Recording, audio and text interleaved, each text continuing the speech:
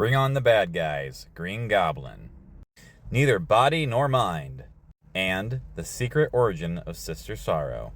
So years ago, Norman Osborn made a deal with Mephisto, the soul of his firstborn son.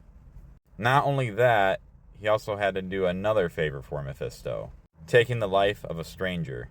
Which, Norman says, I'm a businessman. I've destroyed more lives than I can count.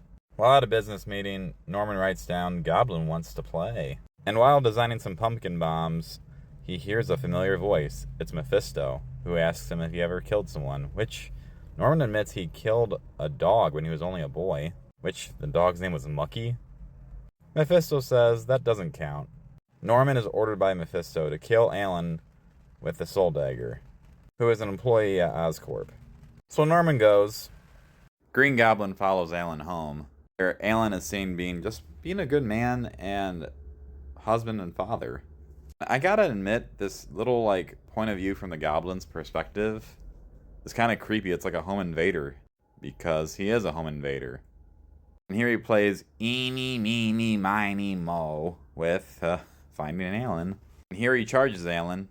But Alan isn't gonna just let himself get abducted. He actually puts up a fight until, Goblin just snags him. Green Goblin says, maybe I've been too generous with your pay, so Alan figures out it's Norman and cuts him off from the rope. Sadly, this is not the end for Alan, and he survived right before getting stabbed. And with this deed done, he's gonna make a fortune at Oscorp.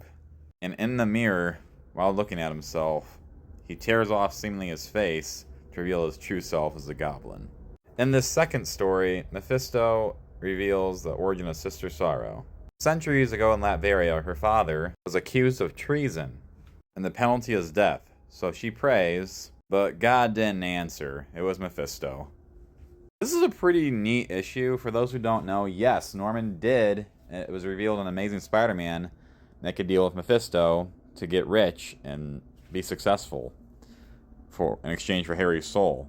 Pretty screwed up. I'm not the biggest fan of it, but it does show that Norman will go to extreme lengths, evil lengths, to get what he wants. But with that being said, Mephisto's also made a deal with Doc Ock to get his body back, and it's like, why are all these Spider-Man characters making deals with Doc Ock?